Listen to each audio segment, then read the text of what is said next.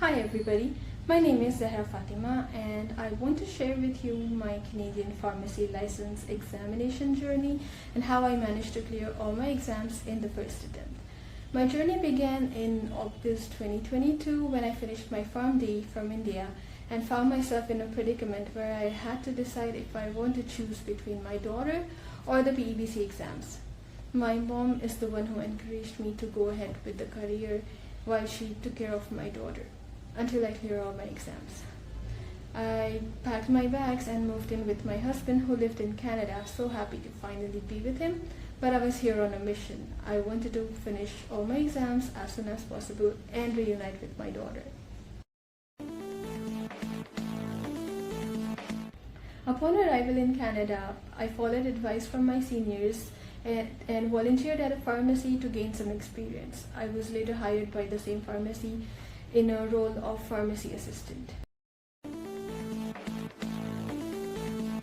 Personally, this was the most difficult step of my journey because I left India a week after my finals and I had no time to apply for transcripts or my degree and had no idea which documents I needed to submit and which documents were to be sent by my university. It took me around 6 months to figure out and finish the document verification process. My tip, don't wait till you have all the information, just pay the fee and register. Enroll yourself on the Gateway for Canadian Pharmacists Graduate website, which I will link in the description down below. They will provide you a detailed list of everything that is needed by you and that is needed by your university, and you can get all of your doubts cleared by contacting them through email. Do your research and find the course that best suits your learning style. For me, PharmaChief was the obvious choice because they go in depth on all the topics, which helps create a strong foundation to learn future concepts.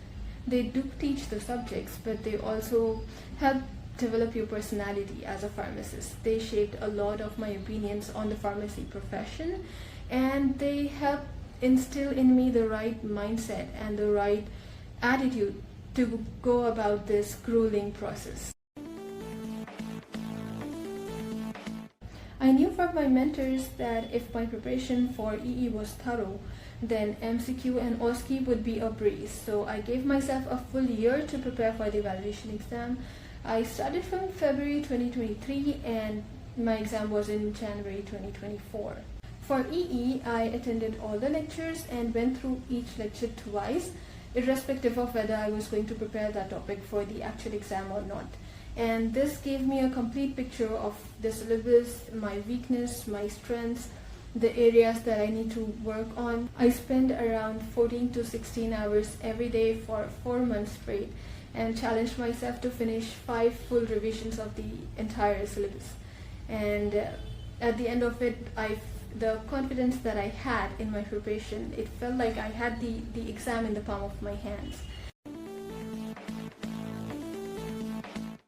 On the day of my exam, I booked it late in the evening around 5 p.m. because I'm a night owl and that's when my brain is the most active. I made sure to get 10 to 12 hours of sleep and had a full meal before entering the center.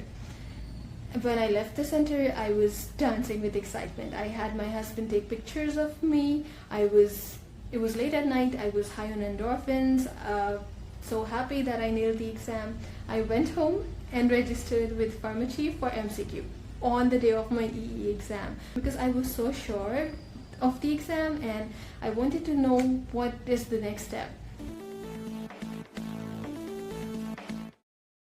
I'm extremely grateful to God Almighty that I passed the exam and scored a whopping P1, which is the second highest score in the evaluation examination.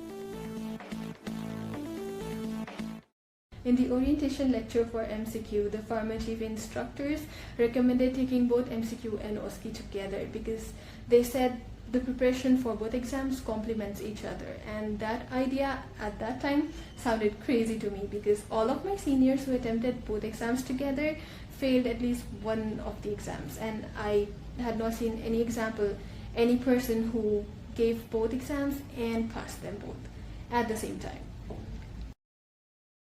By this time, I had learned to trust my instructor's advice, because every bit of advice that I received thus far was super helpful, and I regretted the ones that I didn't listen to.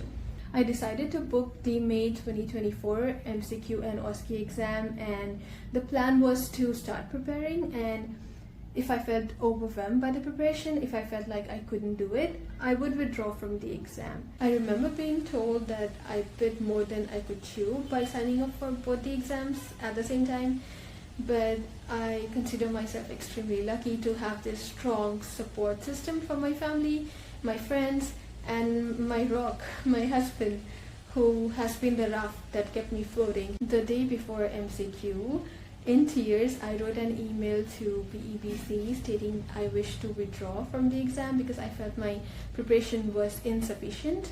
The stakes were too high. I did not want to attempt the exam and then fail, because that would mean staying away from my daughter for another 6 to 12 months, depending on how long the bridging program would take and how much time I needed to prepare for the next exam.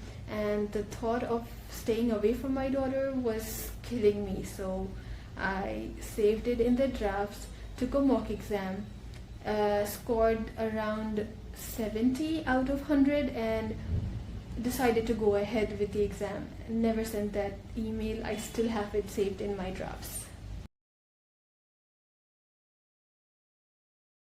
I am so happy that I went ahead with the exams, because 2 weeks ago I received the results and I cleared both exams, MCQ and OSCE. I created this document to keep track of which topics are the high priority and the topics that are low priority, and they are color coded. I can keep track of the number of revisions I have done on each topic and whether or not I have solved the questions, the question bank for each topic. One piece of advice I would like to share with my fellow colleagues to help them on their pharmacy journey is to make PEBC the #1 priority in your life. Everything else can wait. I know it does not apply to everybody, because you might have kids that you have to look after, you might have a family that you have to provide for financially, but if you know that you cannot fully commit to the exams, if you know that you cannot allot enough time to prepare for the exams, I would not recommend putting yourself over and over through this mentally, financially, emotionally, and physically draining process. As someone who has been in this same mental state for a year and a half, respect the exams and respect yourself, and don't put yourself through this process over and over again.